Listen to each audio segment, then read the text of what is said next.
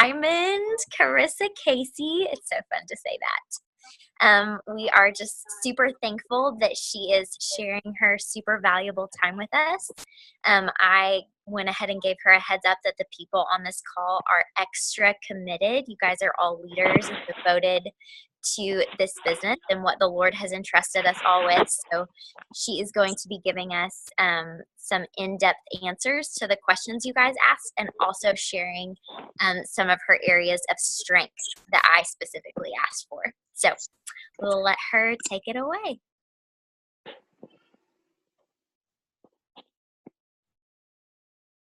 Oh, MC, can you unmute her real quick? I just unmuted myself. Sorry about that. I was just saying, I'm so impressed by the turnout on this call. There are like 2 full pages of faces. So that's awesome to say that that's the number of people on your team that are like committed and what you would consider a leader. That's super awesome. I wrote down the questions that you guys asked me, and I wrote down some questions Abby asked me, and so please feel free to stop me at any time if you want me to elaborate on anything I'm saying. Let's see here. And if I'm not looking at the camera, it's because I'm looking at some notes that I wrote down. So, and Abby, I mean, just stop me at any time. I can see the little chat screen. So, okay. Well, I should say I can't see the chat screen when I'm looking at my notes. So I'll need to hear somebody calling me if you guys want me to stop at any point. Okay. So, the first thing, well, let me say first, I was telling Jessica the other day that I feel like you and I run our businesses and kind of lead our teams so differently. And she said she feels like Brooke Hemingway is like the perfect blend of you and me, where I have this major, like, big picture is all I want to think about in my business. Like, if I don't want to go through all the convenience orders in my back office and see which one didn't ship, like, I don't want to do that. And you, on the other hand, are so into those details. And she's like, I feel like Brooke Hemingway is like the perfect blend of you two. And I was like, that's very interesting. Okay. So one of the questions that you all asked was, what was the most challenging point in my journey and how did I deal with it? I wrote down 2 answers. Hands down, the most challenging thing was the hurtful feedback that I got from my friends during the first year of my journey on the road to Emerald.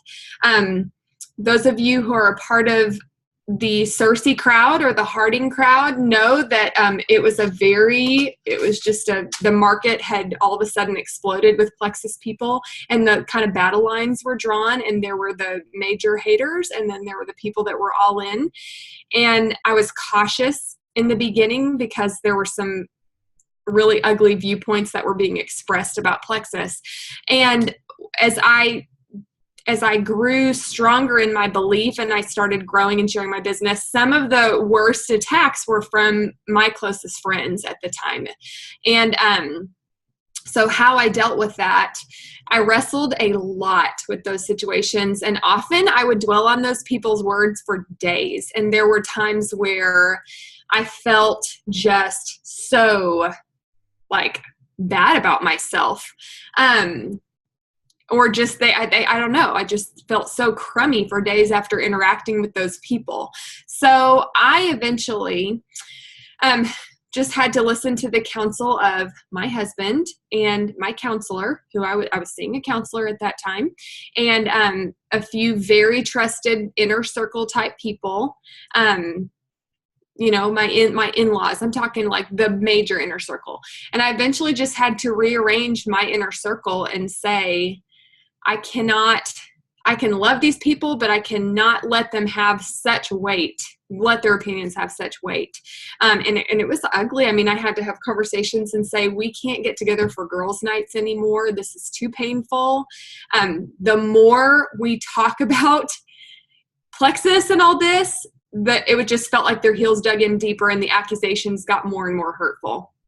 no matter how much I showed my heart, no matter how much I showed my vulnerability, it just seemed like, anyway, so these were not healthy, reasonable people. I'll just say that. So I just came to a point where I realized I had to rearrange my inner circle. I had to lean heavily on those few close, intimate people that I felt could be trusted with my heart and that they were assuming the best motives of me. And I just had to move forward that way. And it was a really good decision. After that, the hardest thing in my business was building from emerald to sapphire. At that point, I went emerald the month the new back office, which those of you who are new on Abby's team may not even know what that was, but 2 years ago when we first got the new back office, the company-wide momentum slowed down considerably, and it was really challenging. We had, crazy shipping things happen. People wouldn't get their products for 4 weeks, or people would get like 3 orders and then never reorder. Just all these things happening. And so my momentum slowed down a lot, and my road to sapphire took as long as it had taken me to get to emerald. It took me a year to get to emerald, and it took me a year to get to sapphire, and another few months after that to be hitting sapphire organically. So what I remember from that time is that I had to assess what areas of my business I needed to grow in, because I had done really well, but I knew there were still things I could grow in. And so for me, I knew that I needed to invest energy in doing more of the things that just really drained me. And for me, that was phone and Zoom coaching and training with my team. I had been trying to do as much coaching as possible in large scale formats, especially on my team page. And I felt at that point in my business that I really needed to dig in deeper with my strong business builders and do more of that on the phone time, more 3-way calls with new people, more, just lots more of the stuff I had not done up until then. So I wanted to say this too. I wrote this down. There's several bits of wisdom that Chris has planted in my mind over the years that are good for everyone to hear. So the bit of wisdom that I just remember Chris repeating over and over and over to me was, you're getting closer every month, and you cannot be working this hard and it not pay off eventually. You just keep doing what you're doing. And that's what I really had to focus on in that time, because the growth to sapphire was much slower than I thought.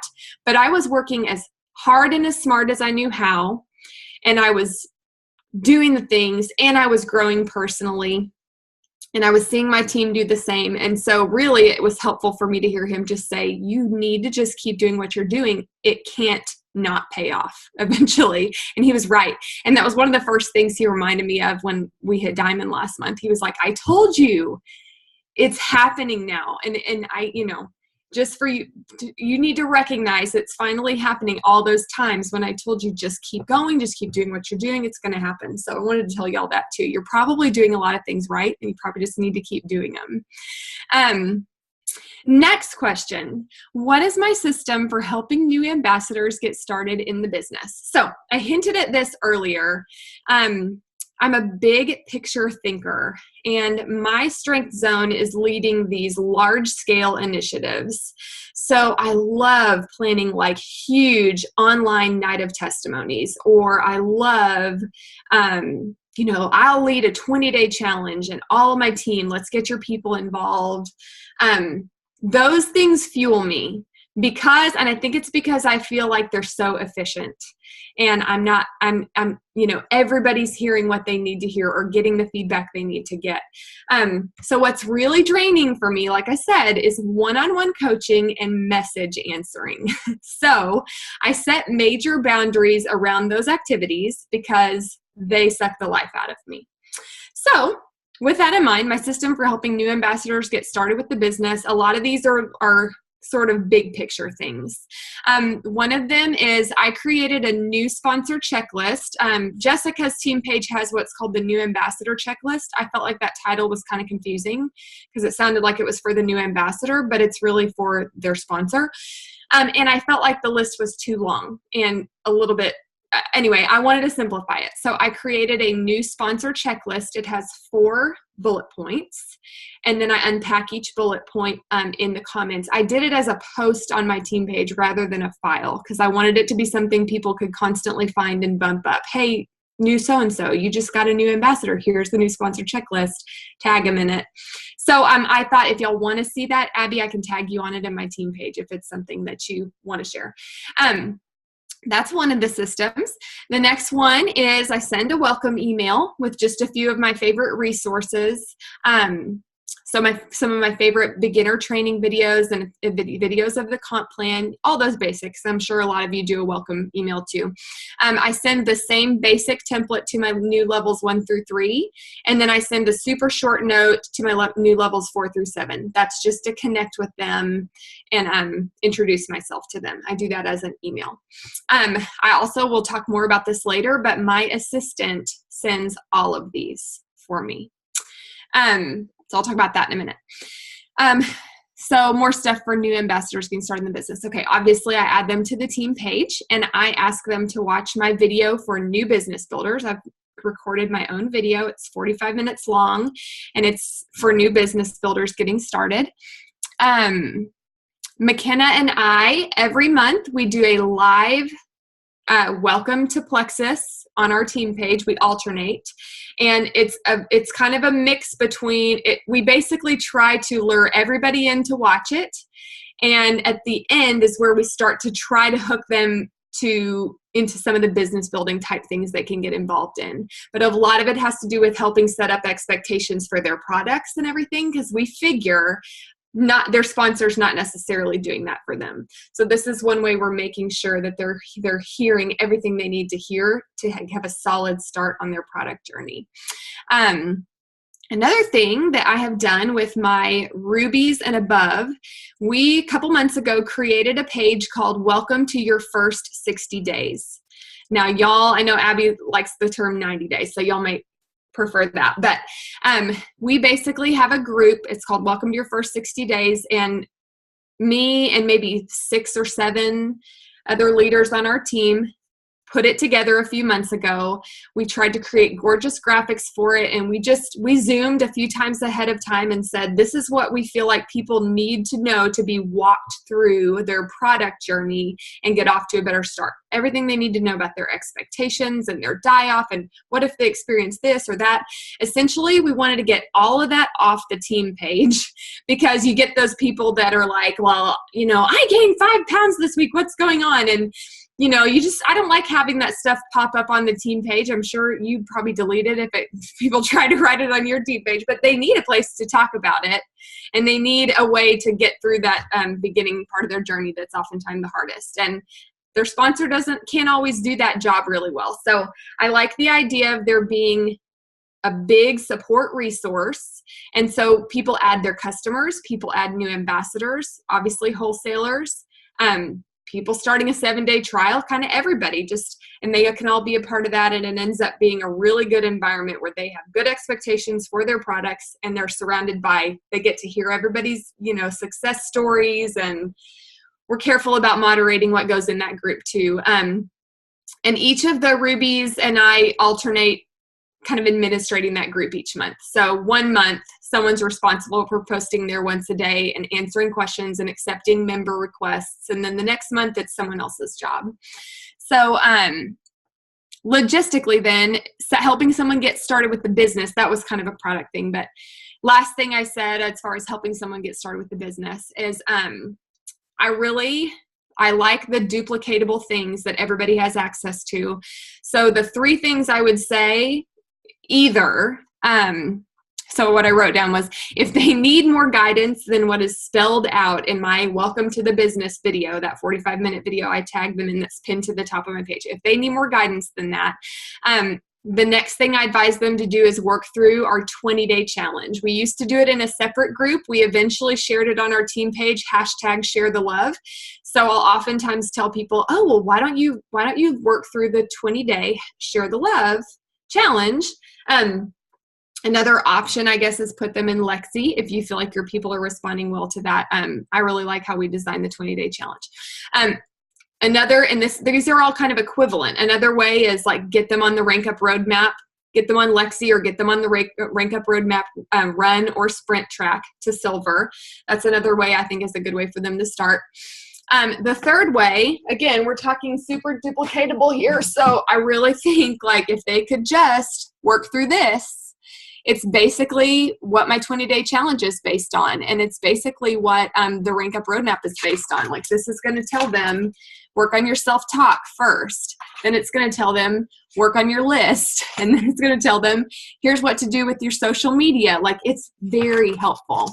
So those are 3 systems, whether it's the 20-day challenge or the Rank Up Roadmap to Silver or their Let's Get You Started Spiral Bound. These are the systems. And y'all will hear me say this many times, but if somebody needs me to literally like tell them every word every day, we'll talk about those people.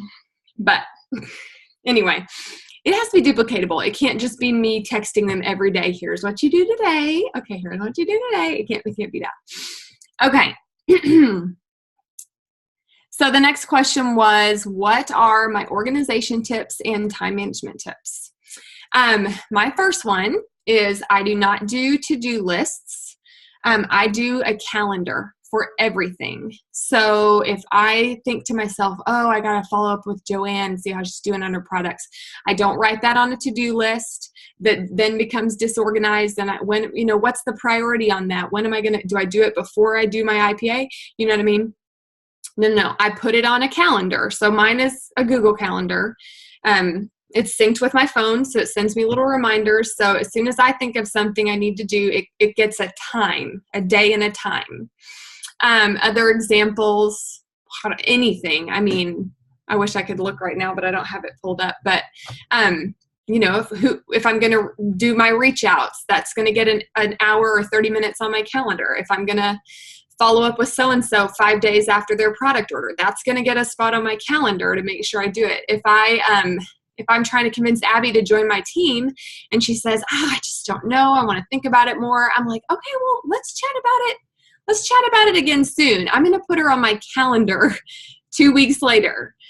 Even if I just come back and say, hey girl, I noticed you did blah, blah, blah this weekend. How was that? That looked fun. Like, even if it's just a pouring into you type follow-up, it has to go on my calendar in order for me to basically it frees up my brain. Then I don't have to think, oh my gosh, what all have I forgotten to do? Or it's on there. I know it's going to get taken care of, and I can free up my brain to focus on whatever the task is at hand.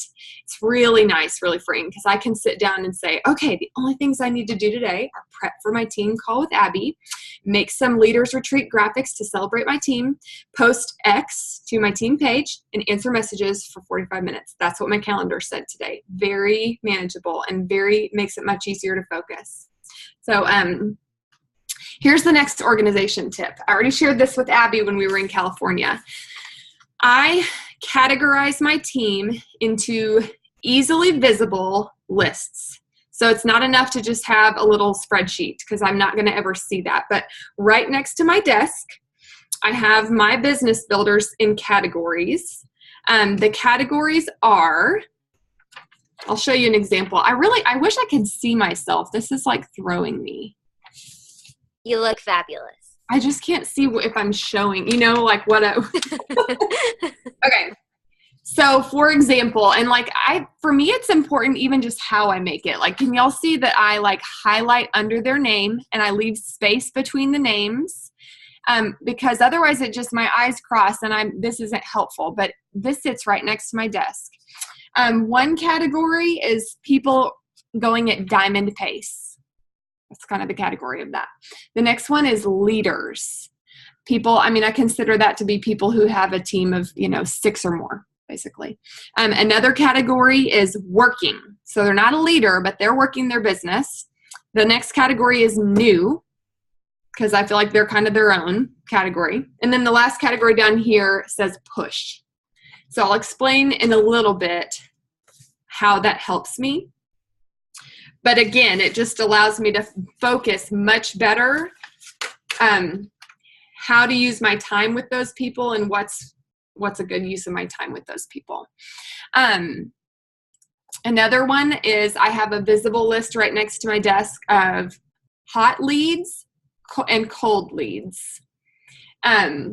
So that's helpful with my follow-up. And as far as current customers and stuff, my assistant helps me with regularly following up with them. I'll talk about that next as far as what she helps me do. But it does help me right next to my desk to have a list of, and I feel like it would get way too overwhelming if you just had all of your prospects on a huge piece of paper and just added to it all the time. So for me, it helps me to have it as like hot leads, meaning these are the people that are responding and engaging me about this. And these are the people that have kind of gone cold. And that way, if they've gone cold and all of a sudden there's a great sale happening, or you're doing a really great, live testimony event, that's the time you're going to, or you're trying to earn the Garmin, that's the time you're going to go back to all those people that have gone cold and try to revive those conversations. But in the moment, if I have 30 minutes to work my business, I want to have a ready to go list of who's talking with me, who's playing ball with me. Those are the people I'm going to follow up with. Okay. So the last thing I wanted to just talk about in this time management section was around the time I went senior Ruby was when I decided to hire an assistant. I've made a video about everything that she does for me, and it's posted to Tamara's leaders page, I think, like leaders forum or something like that. So we can always upload that to YouTube if anyone wants to know any nitty-gritty details about that. But basically I felt like I didn't want to hire out the childcare until it became absolutely necessary. Like if I was going to hire something out in my business, it was going to be the product instruction emails and the welcome emails and the tax write-offs and the things that are not, the things that don't require my unique giftings. Those are a waste of my time and energy. And I only have so much time and energy. So if I'm using my time and energy to send out 100 welcome emails, then valuable, coaching and posting and reaching out is then not happening. But if I'm only focusing on those things I'm great at, then lots of potential growth is falling through the cracks because I'm not doing those administrative tasks. So I made a list of everything that I don't enjoy in my business and tried to figure out a way that could be delegated out. And like I said, I did that around Senior Ruby. It's been a very good decision. I'll give y'all an overview.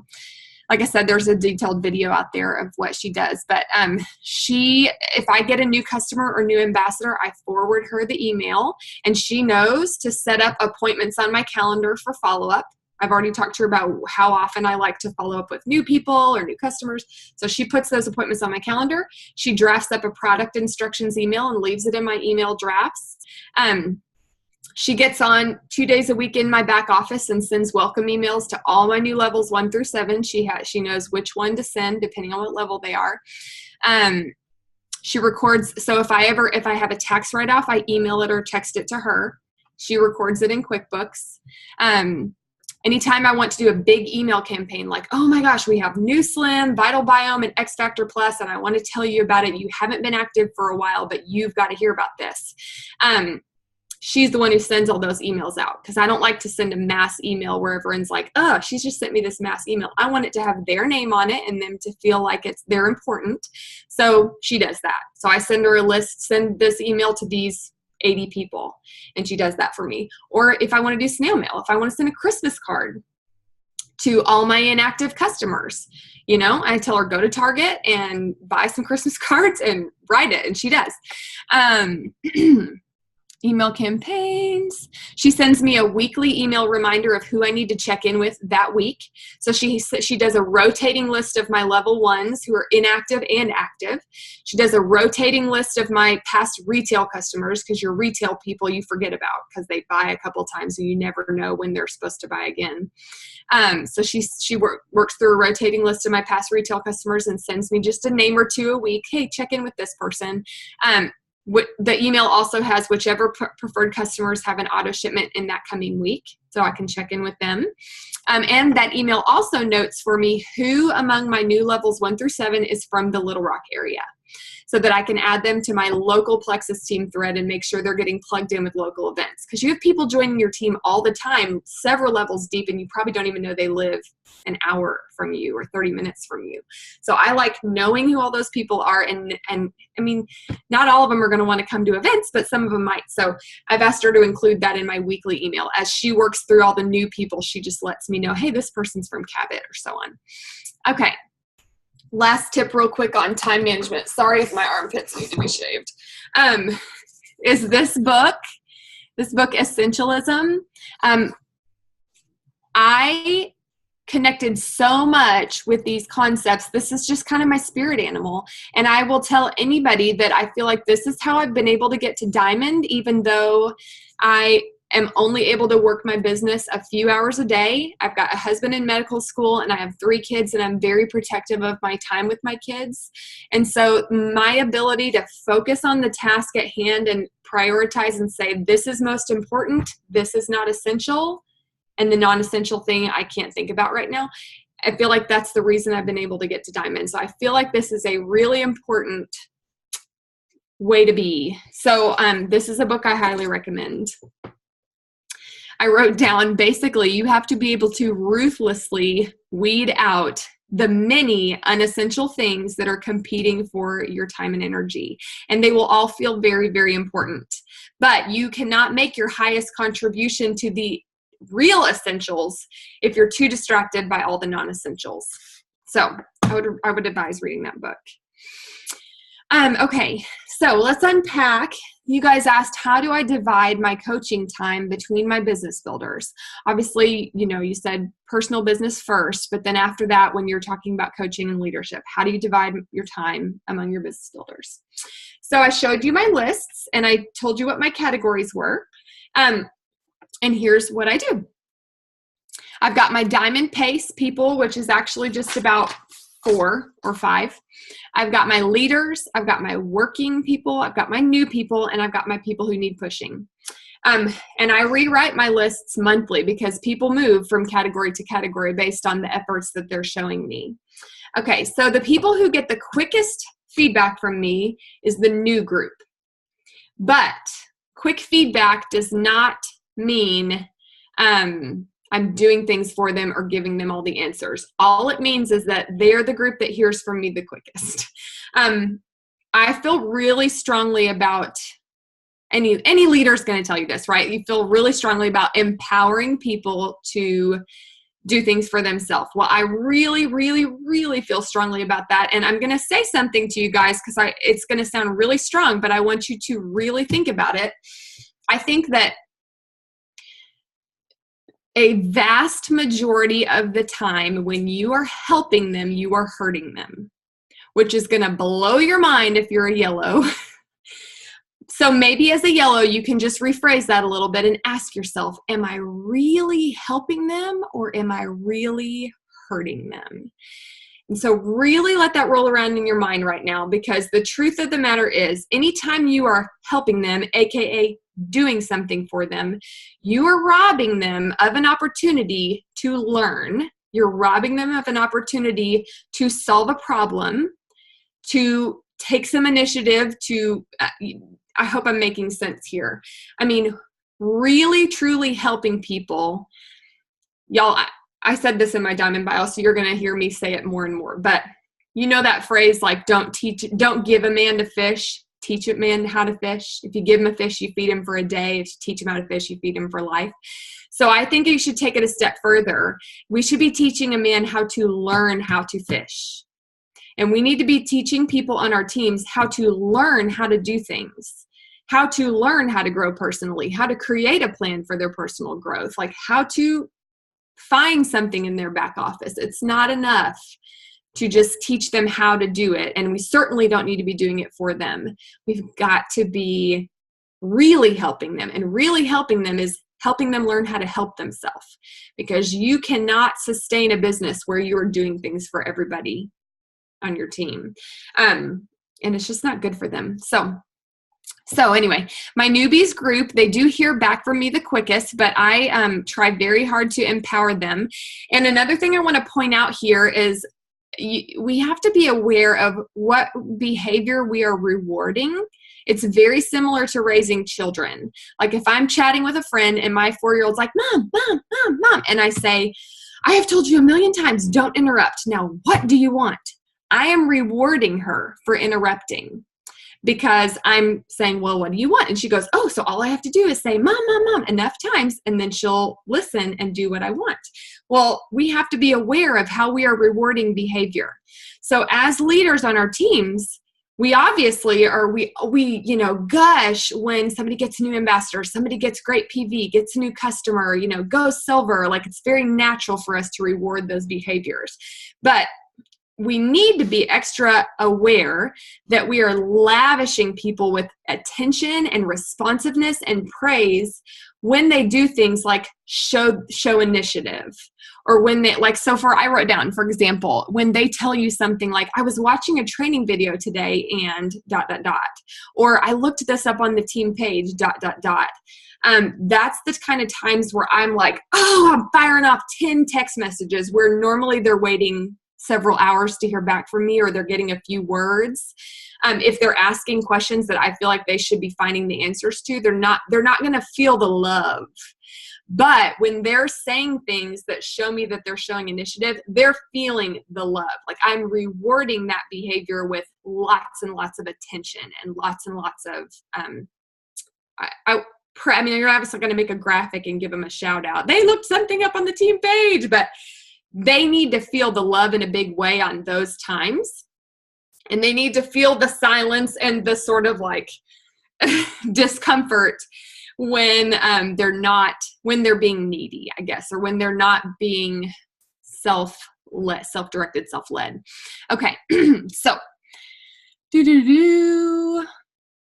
okay. So, so those people, new people, my new team, quickest responses, but it's a lot of teaching them where to find their answers, and just getting like super excited for them when they do any little thing on their own. And then once they start to understand the business more, and I can tell they're kind of getting their footing, that's when my response time starts to go kind of the normal, which for me, my normal response time could be anywhere from like 12 hours to 3 days. Sometimes it's quicker, but anyway, we'll talk about that in a minute. Okay. So the next group, let's talk about the Diamond Pace group. I try to give them top priority when it comes to my energy, my brainstorming, and my time. And these are the people that I'm willing to get on the phone or Zoom with for regular coaching. So if these people said, I would like to coach with you every week or every 2 weeks or twice, once a month, I'm willing with those people. Those are the people I try to answer first when I sit down to work. So those are the people that if they do send me a message, I'll look at it right away. I do not do that with everybody, but I will for those 4. They have my phone number, so they know to text me if they need something. And I'll tell y'all, I don't get push notifications for anything on Facebook. So the only thing I get push notifications for is texts. And I don't give my phone number to deeper levels, except on very, very rare occasions. So my level 1s and my leaders know that they can text me if something is important and I haven't seen it on my Facebook Messenger. So let's talk about my leaders group. I will get on the phone with these people if needed, but I don't offer recurrent phone or Zoom coaching to those people at this stage in my journey. With the way my life is right now, it's not possible. But I do work with smaller groups of people from that category. So we're talking about my leaders group again. I will work with smaller groups of people from that category for intimate Zoom book studies that usually last about 10 weeks. And that helps build their bond to me, and it helps build their bond together with a small group of sidelines. And so that gives us some good closeness. And those usually last about 10 weeks. So most of my leaders will tell you that at some point in their journey, they've had a connection with me where they were with me every week on Zoom. But it's not the same as my Diamond Pace where they're like, oh yeah, we coach every 2 weeks. I communicate with my leaders people a lot through my leaders thread in Facebook rather than one-on-one. And if I do check in one-on-one, it's typically just maybe a couple times per month. So they don't necessarily hear back, if they shoot me a Facebook message. They usually know to take it to the leaders thread or take it to their, you've got your like road to gold thread probably. Like, I feel like a lot of them kind of take their issues there. And And then they hear back from me probably more in Facebook comment threads than they do on Messenger, to be honest. Okay. Then my working group, they're not quite leaders yet, but maybe they're, doing their IPA. They put in 30 minutes a day or what have you. That's my working group.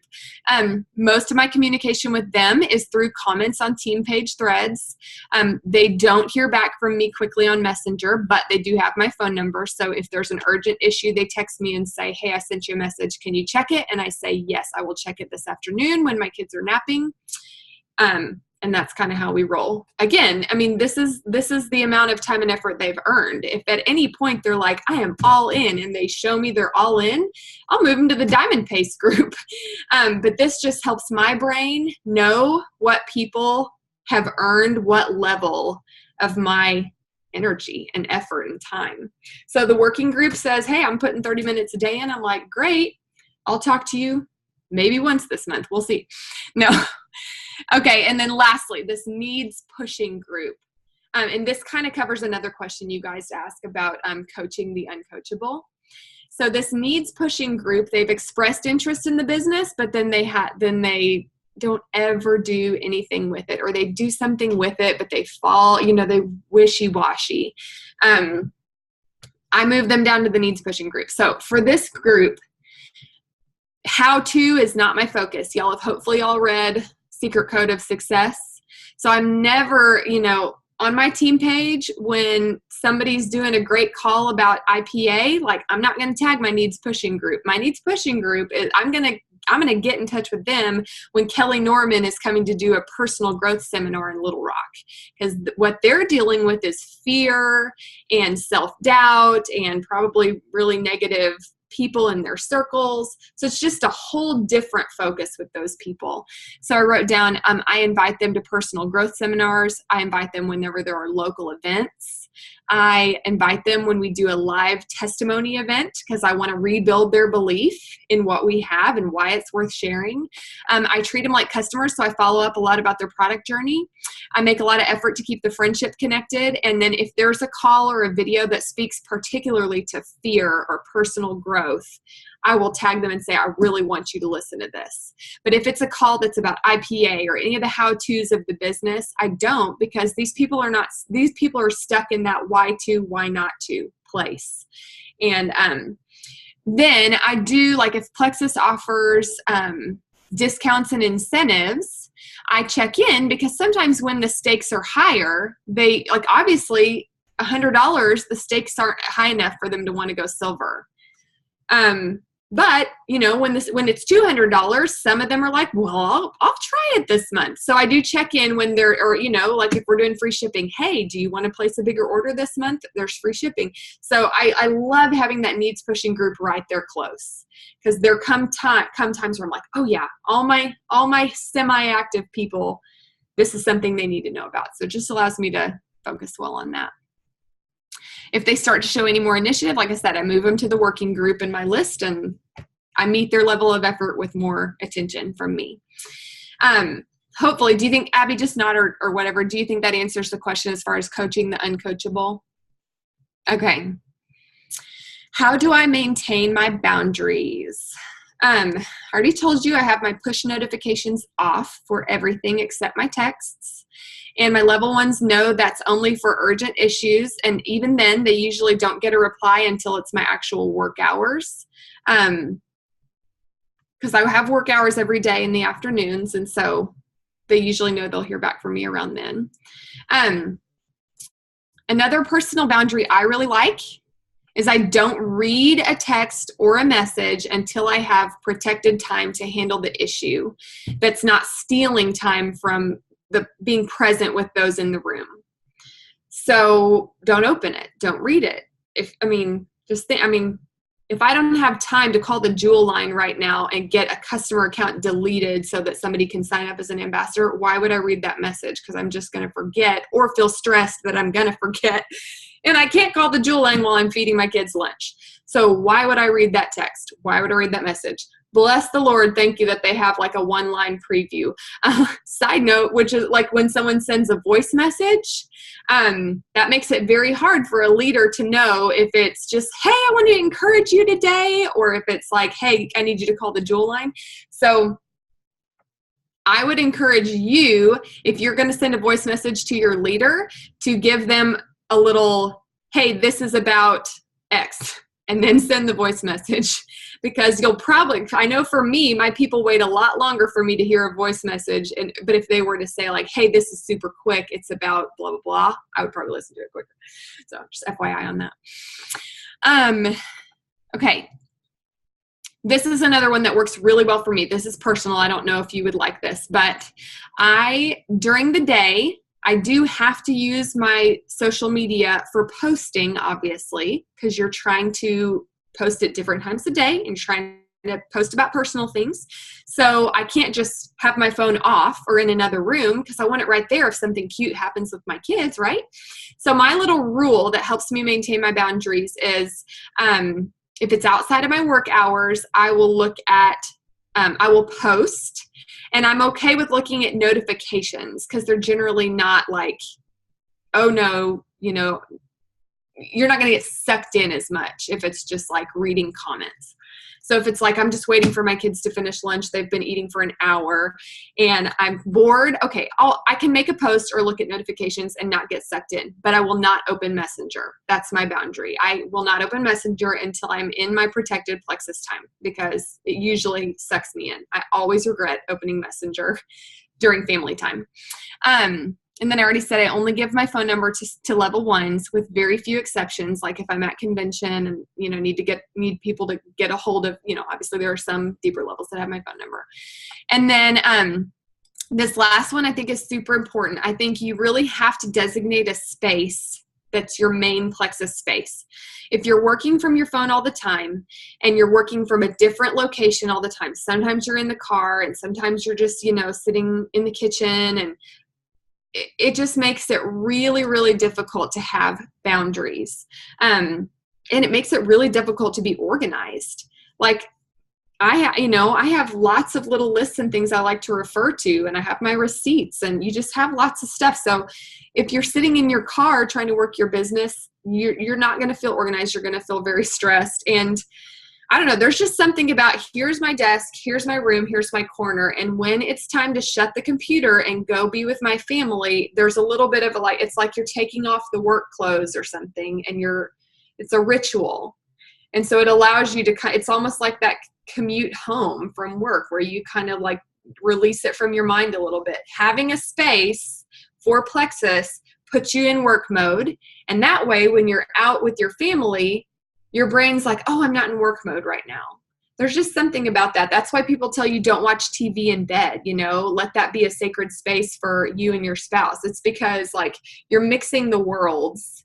And so let there be a place somewhere that's and you can do it with other things. Like, this is my space where I commune with the Lord. This is where I drink my tea and read my Bible. And then every time you sit there, you're in that zone and you can really focus. So I think that's an important way to set boundaries.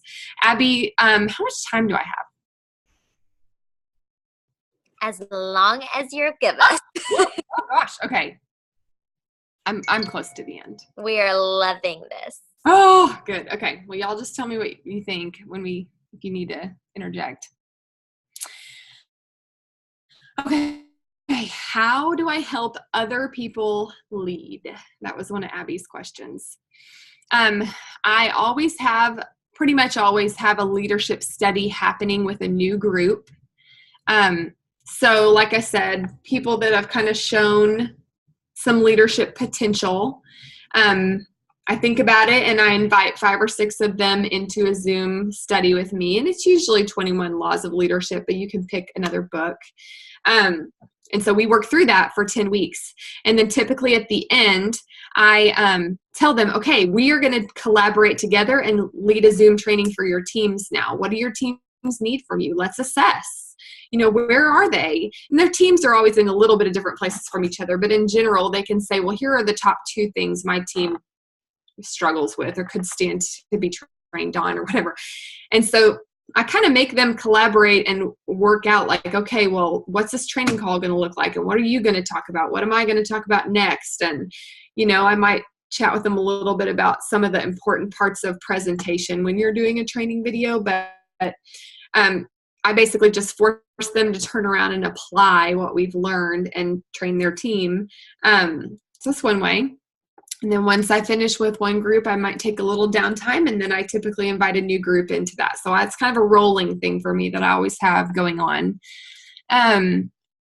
I oftentimes ask people on my team to perform leadership tasks. So this month, we felt like after so much enrolling for the last 2 months, we really wanted to focus on products with our team this month and start building back some belief in the testimonies and what the products, what the ingredients do. So McKenna and I decided to mix it up a little. There's lots of posts they can read about the products, but we decided let's do a live video per product and just space it out throughout the month. Some people learn better via video. So when we planned all that out, we said, okay, who are some of the medical professionals on our team that are gifted in this area? Let's make sure and ask them to lead a product training. So we had, and one of them that I asked, she's like brand new. She's a PA. She's like 1 month into the business, and she's leading 2 product trainings on my team page live this month. So asking them to perform leadership tasks. Oftentimes I'll ask people to do a live testimony if we have like a live testimony event. That's one of the things our team does quite a bit. When I do my Zoom leadership studies, I lead the first couple, and then I say, okay, now y'all are going to facilitate from now on, and I'm going to be part of the discussion with you. So who wants to facilitate or lead this coming week? And I just kind of thrust them into that role of leading that discussion. The welcome to your first 60 days page that we have is kind of a support for all of our people new in the products. When it's my month to post in that every day, I go to my, like right now I'm doing a 21 Laws of Leadership study with 5 people. So I went to my group and I said, okay, I'm the admin for Welcome to Your First 60 Days this month, but I want you guys to post on the weekends. So I'll take the weeks and I want you guys to cover the weekends. And, how do you want to divide that up? So like, I'm just always looking for opportunities to put them in a leadership role. Another thing I think is really important in helping others lead, as leaders, we have to create, I had to learn this, I'll say that. We have to create opportunities that empower them to duplicate. Because a lot of what we are naturally going to be good at, people on our teams are not going to have the first clue how to do. So where if you just said, hey, Carissa, recruit 5 people this month, I'd be like, okay, I'll figure it out. But for my team to be able to do that, they need opportunities. So that's where my Night of Testimonies thing came up, or these 7-day trial groups that we plan, or, these blitz days that we plan. Like we as leaders have to we've got to create those opportunities that empower them to duplicate, because a lot of it doesn't come naturally to them. And then heavily including them in the planning and the execution of those things. So that's the part where you're helping empower them as leaders.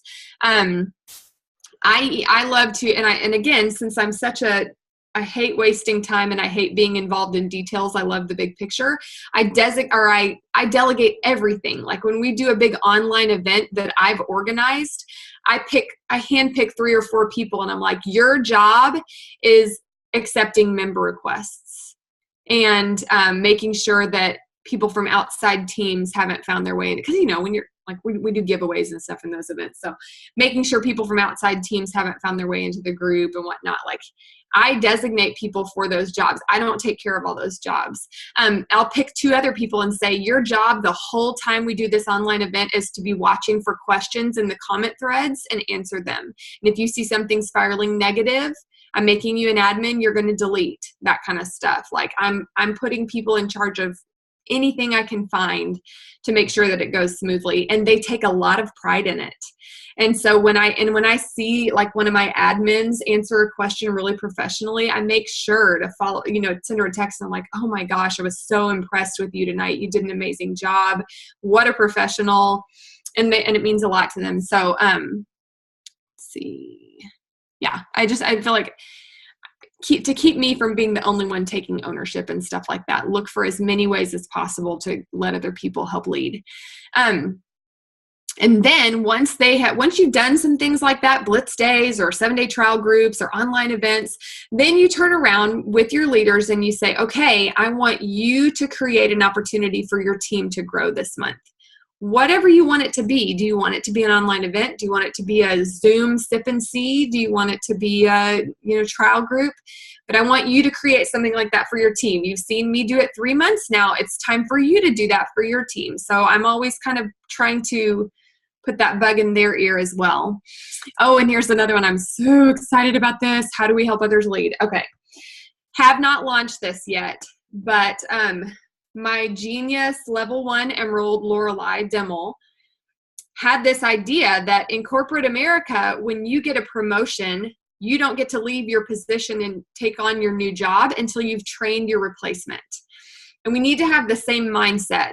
So if I'm a silver ambassador and here are the activities I'm doing to lead my team as a silver ambassador, and then I promote to gold, I need to make sure my silvers are doing the things a silver leader does. So it's not rank up roadmap. It's not here's how you get to silver. It's here's what a silver leader does. It's basically a job description. So we're not going to call it a job description, but we're basically going to create a pretty graphic list for each rank. And it's going to be, here's what a silver leader does. A silver leader takes their products every day, drinks half their body weight in ounces of water every day, follows up this many times a week with their teammates. I can't remember the whole job description, but it's going to be pretty basic for a silver leader, let's be honest. But it's a job description where we're saying this is how you lead as a silver ambassador. This is how you lead as a gold ambassador. And, and we're going to really tailor it. Like at this point, a silver leader has read what to say when you talk to yourself, or a silver leader or a gold leader has read what to say when you talk to yourself, and Millionaire by Halftime and Secret Code of Success or whatever. So we're going to really tailor it, and I'm excited. It's in the works right now. Okay, last question was, what's the best way to learn about specific dosages and how to address each person's symptoms, when to increase or decrease a certain product over another one, etc. First off, Plexus leaves it purposely vague on the labels because the products are meant to offer flexibility. They're meant to fit themselves into different people's lifestyles. So do not make the mistake of trying to get too specific up front about when and how people should take everything. I want to say that first. Now, if somebody, because I really feel like the goal should always be not to overwhelm people, always. The goal should always be, here's this product. Here is, you can take 1 to 4 BioCleanse a day on an empty stomach. You have maximum flexibility within those boundaries. As long as you're not taking it like with a full meal or taking 7, that's all you need to know about your BioCleanse. I really don't want to overwhelm. So I'm not the person who says, take your BioCleanse at 10, take it again at 4, and because I want people to feel like they have freedom and flexibility.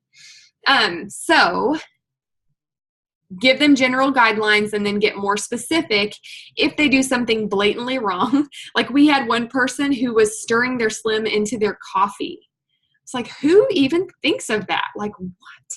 So if they're doing something blatantly wrong or they're not seeing the results they want, that's when we begin to get more specific, and that's when we begin to tweak. But before that point, I would encourage you to leave it open and flexible for them and allow them to fit it into their life. And if they're happy with it, great, let them keep doing it. Like McKenna, my co-leader, she takes like all her products at the same time. I'm pretty sure, like all of them. Okay, but so what seems to work best for us as far as that, getting more specific with that question, is, like I said, to try to handle all those types of issues and inquiries in our Welcome to Your First 60 Days page. We like to have people in there and let that be where the conversation is happening. Oh, I'm noticing some jitters, or oh, I've had a headache my first couple of days, or I was hoping to have lost more weight by now. What can I tweak? it's that way it's not all on their sponsor. We've got a huge community of people, leaders, people who've had successful testimonies, and people who are right in the thick of it just starting. They're all in there together, and everyone can kind of weigh in together. It's not going to all fall on the shoulders of that person's sponsor. That said, we've been pretty adamant. We don't want that group to let anybody off the hook. That's not so you can drop your new people in there and then never follow up again. But it's meant to be a support community so that the sponsor is not like, what do? I don't know how to help these people. So I try to address things like that, like I said, with big picture things. But if you want to gain confidence with your dosage recommendations, or you just want to have a fuller understanding of how people can tweak their regimen and tweak their results and stuff, I totally get that, and I think that's admirable. I would recommend immersing yourself in Wendy Larson, Ame Darling, Shoshana Eastling, what's her name? Like Donna Lee Robinson. I mean, you kind of know who the product gurus are in the Jewel community. So if you want more of that, you want to be able to kind of guide people more fully with that, I would just dive into some of those trainings. Really, Jennifer Pickett, like I would just really read up on those for a while. But I wanted to just say those first two things too, that you don't have to feel like you have to know everything about every specific dosage. And, you know, I like the flexibility, and I like needing the team to help weigh in on stuff like that. I feel like it connects people better. So, those are all my notes. So what do y'all think? Do you guys have any questions? Sorry, y'all. Let me turn the sound off. Oh my goodness, you guys. That was incredibly fabulous. Seriously, I feel like we won the lottery getting that much of your time, Carissa. That was amazing. And our chat thread was blowing up the entire now I'm finally seeing it. People are loving it. I'm looking through it right now to see if there are any new questions. Okay. Is it a new group every 60 days? So welcome to your first 60 days is one page. And we have a document that tells us as the leaders what type of post happens on every day of a month.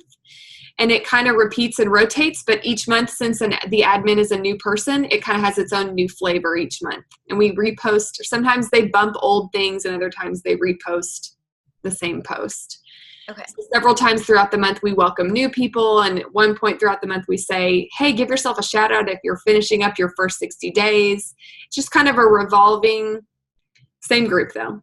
Nice. Let's see. If any of you guys do have questions, go ahead and unmute yourself and ask. Someone post the name of the book. Are you talking about Essentialism? Yes, Essentialism. So good, y'all.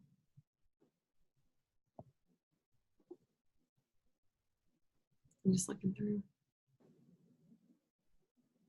I saw many people taking lots of furiously fast notes.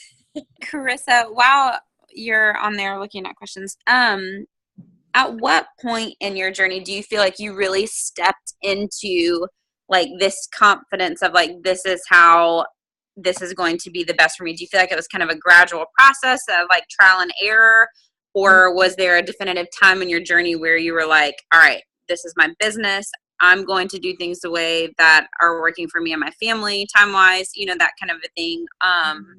Did that come naturally to you? What rank? Because we have, you know, a lot of people, Ruby and below, that all of this sounds wonderful. They're just not, you know, quite there yet or thinking that. But what are thought processes that they can be thinking to get themselves on that road there? Obviously, I'm thinking like I should have been doing this like 8 months ago. But can you just give from that perspective?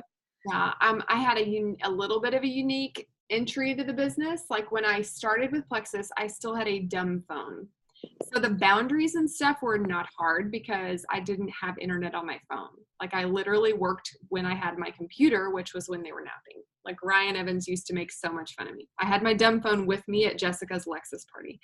So I got my smartphone midway into the business. And so I had already established a really, what I feel like was a healthy boundaries around business and work time. So if you're talking about boundaries, I would say, yeah, that was unique for me, and it was pretty early. It's still a struggle. I mean, definitely. But things like that, like this, help me because I use strong language with myself when I say, like, I am ruthless about protecting my boundaries, or like I use that kind of language with myself because I feel like it helps me understand the importance and stuff like that. And then as far as leadership, so leadership is like home for me. Like by the time I was silver, that was just like, yes, I love leading this team. So it's definitely the leadership stuff I feel like has been how I've been operating from the beginning. But as far as these little systems I have in place, they've all just kind of, that's just happened along the way. Like this welcome to your first 60 days page, we started maybe 4 months ago. And the way I list my team out like this, I've been doing that for maybe not quite a year. I think it's Jewel training, where they really honed in on how to coach. When we were at Jewel training, that was the part that I was like, oh, this is so helpful. They're like actually helping me learn how to coach. And that was when I made the lists, because I was like, I have to figure out who's worth my coaching time. And so categorizing them helped me. And I remember I did that after learning how to coach at Jewel training. Does that answer your question? Okay.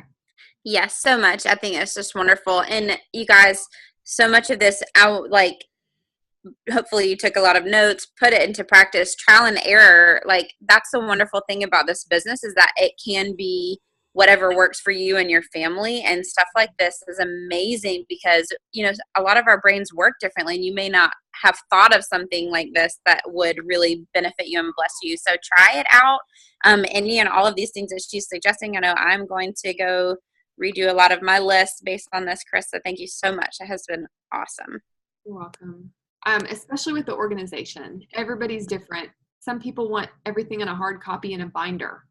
So yeah, I think that's about just hearing everyone else what they do and then landing on what works for you. But the one organization tip that seems to carry over, at least on my team, is that if you have a designated space, your mind can rest and focus much better. So that's one organizational tip that seems to work, kind of be needed for a lot of people. I want to tell you guys something about Carissa before she jumps off. Is one of the things that amazed me most about the way she has always worked this business is when I found out that she didn't have a smartphone, the thing that stuck out to me was not her boundaries, although that's something I've always admired her for. It amazed me how productive she must have had to be, because when I heard that she didn't have a smartphone, I thought, oh my gosh, that girl must be crazy disciplined for her to work her business every day. When she sits down at her computer, she knows that's the only time she gets to work. So she must be freaking hammering it out. And that really blew my mind, because I think so much of it in this business, we think we're so busy all the time, and we think we work all the time, and we're not actually working our business truly at all. We're checking notifications, or we're reading messages and not responding, and we just have a feeling of stress all day long, but we're not actually being productive. And so in the same way that Carissa is obviously ruthless with her boundaries, she's ruthless during her work hours. Yes, like my protected time and then my protected plexus time, for sure. I'm not picking up the phone. Yeah, that's true. I've always been super impressed by that. Thank you. Yeah, like when Carrie Wilkerson was talking about power hours and everyone was like, oh my gosh, power hours. I was like, what? Like people were like, oh my gosh, what if everyone on our team did power hours? And I was like, you people, this is like old. Like it was a big aha for me to realize like people on my team weren't doing them, because that's like the only way I worked my business. Can you tell me a little bit about what your business hours looks like? And, are you specific in this particular time is for coaching, this is for reaching out, this is for, like, how do you decide what you do with your time? Yeah, that is tough. I mean, it's not quite that rigid, but, and it's very different. I've been in the business 3 years. So when I was building to Emerald, it was, it was the reaching out to as many people, probably 10 to 20 people a day, one-on-one, to try and share Plexus with them. And then it was, my posts were happening throughout the day, kind of. It's so hard to remember that first year. It's like, but yeah, I felt like those hours were spent reaching out, following up, guiding people along their product journey, and leading my team, which I did mostly on my team page in that stage of life. I wasn't doing a lot of one-on-one coaching at that stage of life. So really, for me, I have probably 2 good hours every afternoon and maybe another couple hours in the evenings. And I would just say I put things on my calendar all the time. So if I have a conversation with you and you order today, then you go on my calendar 5 days from now. So my days just start to kind of fill up, like, because I'm putting stuff on my calendar, and like my team co-leader, McKenna, and I will plan out the month for our team page and say, okay, well, on this day, I'm going to do a live training about ProBio 5, and that's on my calendar now. And it's all just going on the calendar. So by the time I sit down for a week of work hours, most of them are pretty well accounted for. And then, any little spare window is usually follow-ups, reaching out and answering other messages. Someone else had a question on here that I was. Oh, how did you find your assistant? I've had 3 different assistants. So usually it's just, all I care about is that it's somebody I trust, because this person has my back office information. They, they even have our bank account. Because they go in and log all of our income and whatnot. So, I've had it. It's just always been it's just been close friends of mine that, have, I think it's like, 16 hours a month. It's not a lot. 10 to 20 hours a month that they do from home. Okay. Yeah. That was the only other question that was on there.